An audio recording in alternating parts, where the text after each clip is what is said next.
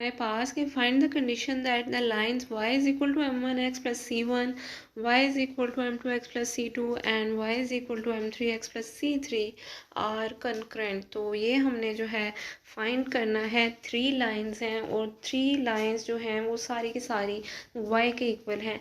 सबसे पहले हम लोग क्वेश्चन सॉल्यूशन में तीनों लाइंस को लिख लेंगे जैसा कि हमें गिवन है, और इनको काइंड ऑफ थोड़ा सा रीअरेंज करेंगे और उसके बाद देखते हैं कि क्या करना है। सो हमारे पास है y is equal to m1x plus c1।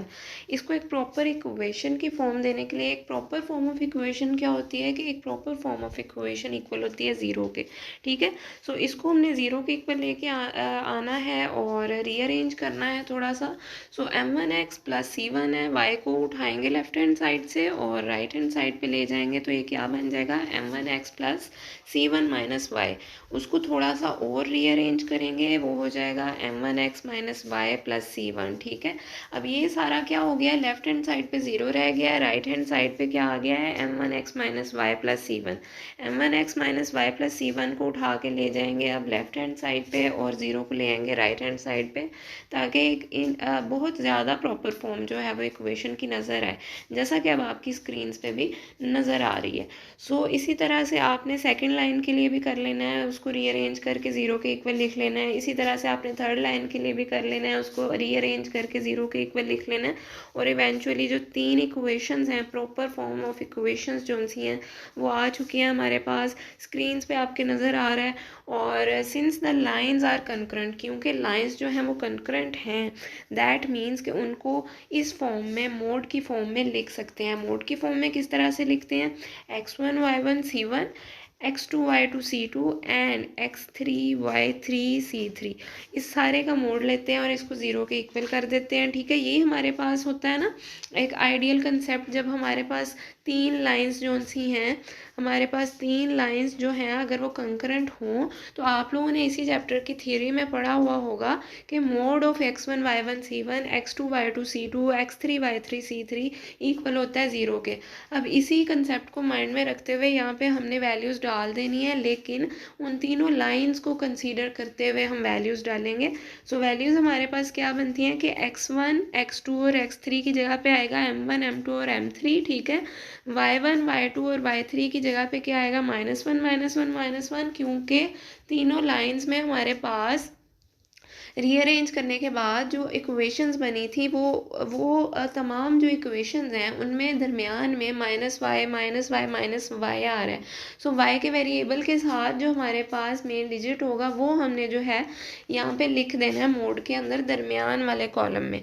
इसी तरह से c1 c2 c3, अगर ये चीज़ हम टैली करते हैं गिवन लाइंस के साथ, तो वो c1 c2 c3 ही आ रहा है, तो उसको हमने एज इट इज़ लिख दिया, ठीक है। और वो सारे का सारा किसके इक्वल आ गया, ज़ीरो के इक्वल आ गया, ठीक है। सो उसके बाद नेक्स्ट हम क्या करते हैं कि हम माइनस जो है वो बाहर निकाल लेते हैं मिडल कॉलम में से, और वो हमने बाहर लिख दिया, ठीक है। माइनस बाहर आ गया और इन साइडली हमारे पास m1 m2 m3 1 1 1 c1 c2 c3 आ चुका है, और ये सारे का सारा जो हमारे पास फेज़ है वो ज़ीरो के इक्वल है, ठीक है।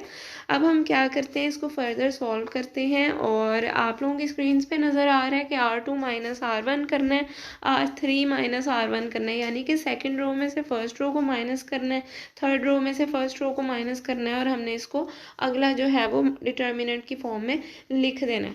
सो वही काम हम लोगों ने किया हुआ है। यहाँ पे फर्स्ट रो जो है वो एज इट इज़ ही रहेगी, यानी कि m1 1 और c1, ठीक है। और सेकेंडली हमने क्या करना है, r2 माइनस r1 की इम्प्लीमेंटेशन करनी है। सो r2 में क्या था, m2 था, और r1 में m1 था, तो हम सेकेंड रो के फर्स्ट प्लेस पे लिख सकते हैं m2 माइनस m1। इसी तरह से फर्दर हमने 1 माइनस 1 0, c2 माइनस c1 जो है वो लिख दिया है। उसके बाद में r3 माइनस r1 की इम्प्लीमेंटेशन करेंगे और थर्ड रो की प्लेस को फिल आउट कर लेंगे, और m3 minus m1 0 c3 minus c2, ठीक है। एक तो ये वाला जो सा फेज़ है वो क्लियर हो गया। उसके बाद हम क्या करते हैं कि एक्सपेंड करते हैं from column to. Column to क्या है, 1 0 0, इसके अकॉर्डिंगली हमने एक्सपेंड करना है, क्योंकि ये सबसे स्मॉल वैल्यूज़ वाला कॉलम है, इसलिए इसके अकॉर्डिंगली एक्सपेंड करेंगे। सो वो स्क्रीन पे नज़र आ रहा है कि -(-1) जो है वो बाहर आएगा ऑब्वियसली, और क्योंकि हम एक्सपेंड कर रहे हैं तो एक्सपेंडिंग का हमें पता है क्या प्रोसीजर होता है, थ्योरी में आप लोगों ने पढ़ा होगा। सो m2 माइनस m1 आ जाएगा, c2 माइनस c1 आ जाएगा, m3 माइनस m1 आ जाएगा और c3 माइनस c1 आ जाएगा। सो ये हमने एक्सपेंडिंग कर लिया है according to the second column, और इस सारे को हमने ज़ीरो के इक्वल जो है वो लिख दिया। अब सिंपली क्या करेंगे कि जो हमारे पास मेथड होता है डिटर्मिनेंट को ओपन करने का, उस मेथड को यूज़ करते हुए हम लोग लिख लेंगे जो हमारे पास वेरिएबल्स हैं, क्योंकि डिजिट्स की फॉर्म नहीं है, वेरिएबल्स ही हैं, तो फिर आंसर जो है वो भी वेरिएबल्स की फॉर्म में ही आएगा, नॉट दैट कि वो डिजिट या नंबर की फॉर्म में हो, नहीं, वो वेरिएबल की फॉर्म में आएगा। सो हम देख सकते हैं कि m2 minus m1 into c3 minus c1 is equal to m3 minus m1 into c2 minus c1। That is the required condition जो कि हमने फाइंड आउट करनी थी, कि यही है वो कंडीशन जिस पे तीनों गिवन लाइंस जो हैं वो कंकरेंट होंगी।